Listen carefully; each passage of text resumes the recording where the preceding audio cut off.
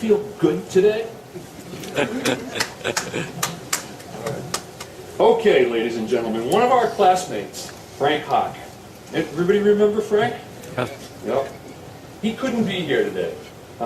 Frank left NAPS early in the academic year, and like so many who would leave early, they were handed orders to Vietnam.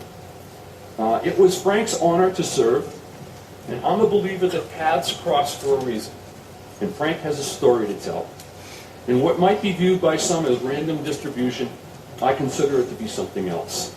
You see, Captain Pritchett would see Frank off from NAPS, while not too many months later, Corporal Frank Hawk would find a newly reported Captain Pritchett assigned as his CO. Frank would be the last among us to see Captain Pritchett alive. And at the committee's request, Frank took the time to write about his days at NAPS and his time in Vietnam with John Pritchett. So it's my honor now to share Frank's remembrance with you. Remembering Captain John Pritchett, United States Marine Corps, by Corporal Frank Hawk, United States Marine Corps. And these are Frank's words. I would like to start by expressing my high regard for all those in attendance, my sincere regrets that I'm not there with you today, and my gratitude to John Condon for reading my words. As I get older, I find that my short-term memory is getting woefully deficient. But my recollection of things that happened years ago are often as sharp as the day they were recorded. It is in that light that I can tell you with absolute certainty that as the young Marines who had been ordered to NAPS assembled for our very first meeting with Captain John Pritchett, he referred to us as gents. By contrast, I'm not sure what I had for lunch yesterday. I've read this 25 times and I get a kick out of it every time. As my stay at NAPS was short, 2 months after my first encounter with Captain Pritchett, I would find myself attending the 1966 Marine Corps birthday at the Marine Barracks in Annapolis while awaiting orders that would send me to Westpac Ground Forces. The following year, I would mark the Marine Corps birthday at a fire base in Vietnam called Charlie 2. At Annapolis in 1966, a sword was used to cut the birthday cake. At Charlie 2 in 1967, with Captain Pritchett as my commanding officer, we used the bayonet. A lot would happen in those intervening months. Charlie 2 was a two-company position on the road leading from Cam Lo to Contienne. Major John Lilla was in charge. By September 1967, I had completed 6 months as a fire team and squad leader with India Company, 3rd Battalion, 4th Marine Regiment.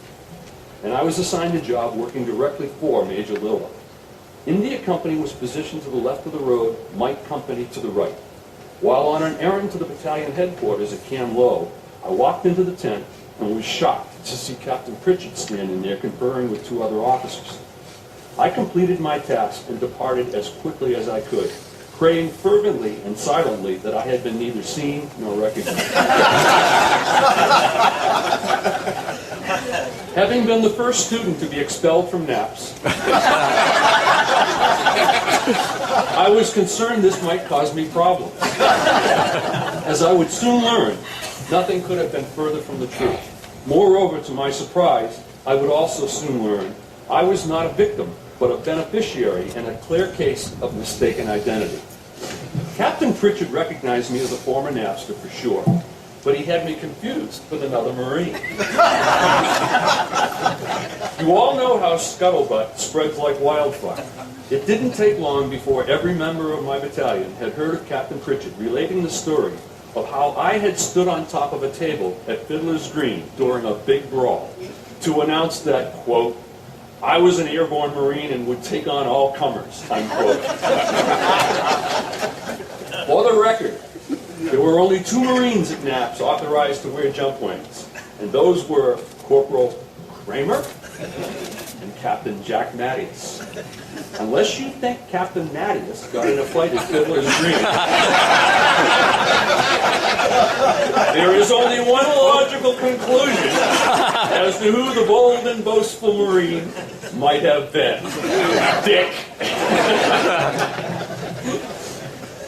At any rate, how fortunate for me that Captain Pritchett should think me to be that colorful character. The captain apparently liked and admired the Marine in that story, for he told it often.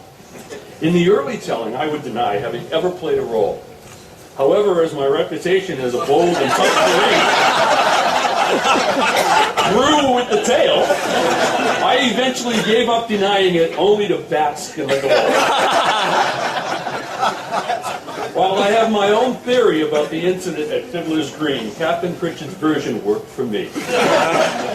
2 more incidents that involved NAPS took place before Captain Pritchard assumed command of India Company. As a team from 3rd Force Recon spent the night at the fire base, I found out that one Marine had not only served with Corporal Kramer at 2nd Force Recon, but he had also gone through sub-training with him. And Charlie 2 had started as a 1-company position, and when it expanded, nobody had thought to inform the Army Artillery at Camp Carroll, right nearby.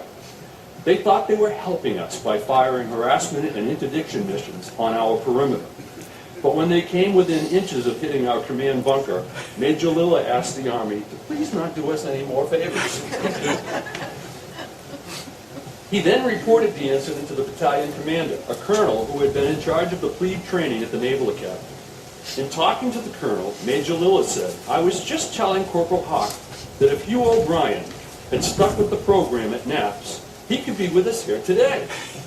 I remember thinking that Hugh O'Brien, he of Wyatt Earp fame, was at that moment likely surrounded by starlets instead of North Vietnamese, and that the restaurants he frequented in Hollywood probably weren't serving canned ham and lima beans on a regular basis. When Major Lilla rotated, I returned to India Company on Christmas Eve, and I was told to take my squad on a patrol around the perimeter to give my new team leaders practice in calling in fire missions. We were taking a break when a North Vietnamese Army point team walked right into our position. Fortunately, we saw them first and opened fire, but when I requested permission to pursue, Captain Pritchard ordered the team back to the base. He told me later it was the first time men under his command had been in combat. Captain Pritchard continued to be a big believer in and supporter of NAPS, encouraging his radio men, among others, to apply. The captain's advice to me, however, was to go to college. He said, "Frank, if you want to return to the Corps, do it, but only after you get your degree." On December 26, 1967, 3rd Battalion, 4th Marines went north to shield South Vietnamese airborne units that had moved into a new fire base named Alpha 3. We were being hit constantly. As bad weather grounded all Marine helicopters, we were unable to evacuate our wounded for several days. Later, during our first big battle with Captain Pritchard in command, he used our attached snipers so well that the North Vietnamese unit did not have a single soldier alive by the end of the day. We had nobody killed in action and only 2 men wounded. One of our wounded was a corporal who had been hit for the 2nd time. The first, while serving on USS Forrestal, a different kind of a hit. He was busted by my dad, who was then XO of the Forrestal. My family, including my late father, always loved to hear of the wounded Marine's statement to me as he said, "You know, I know your father, Corporal Hawk, and he's a mean little man."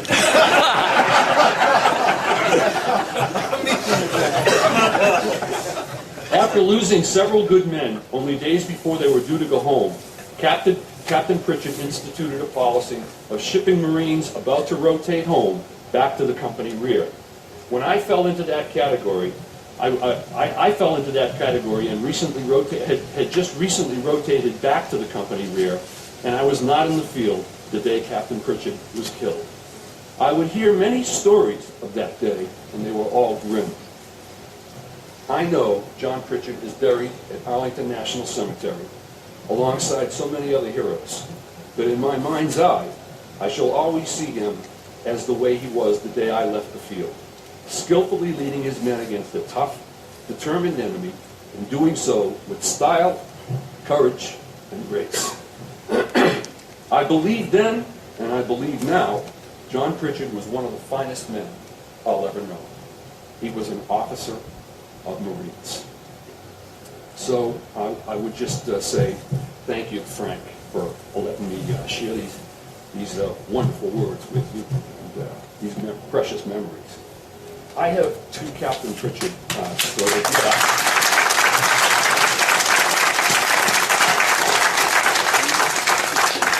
you a couple of quick vignettes about Captain Pritchard. In October of our academic year, I happened to be in his office one day, and he was talking with Captains Mattias and Christie about getting the word out to all of us that if we had the potential or the possibility of getting your congressional appointment from your own congressman or senator, do it, because that, to Commander Simmons' comments earlier, that opened up another slot of those 75. And I thought to myself, oh boy, I might be able to pull this off. So I went home that weekend, actually, and was able to re-secure my appointment from my congressman. And when I came back to class on Monday, I stopped by to tell Captain Pritchard that. He got up and came around the desk and hugged me. But it was that important to him. It was pretty cool. The second one is years and years later. In 1986, I was commanding officer of USS Hermitage and down in Norfolk, and my sister called, and her husband had died all too soon in life. But he was a phenomenal human being and did so much for children. And they were going to name a recreation and youth center after him in Cambridge, Massachusetts. And she said, John, you got to come, and I want you to wear your uniform. Why? She said, it's important to me. So I did. And there were politicians and sports figures attending this event. And who do I see but Joe Bellino? And so when the ceremony was ending, I made my way over there and introduced myself to Joe. I'd met him once before, a long, long time ago, but there was no way he was ever going to remember me, but I sure recognized him. And we got to talking, and then I said, Joe, it just occurred to me. I said, I know someone that I served under. And I said, John Pritchard. And he stopped. He had a visible pause. And he looked down, and when he looked up, I could see his eyes watering and lip quivering. And he reached out and put his hand on my shoulder, and he said, tell me about that. How did you know him? And I related the experience at NAPS and all that other stuff, and he just shook his head and said, you're one lucky guy. So, yeah. We all were.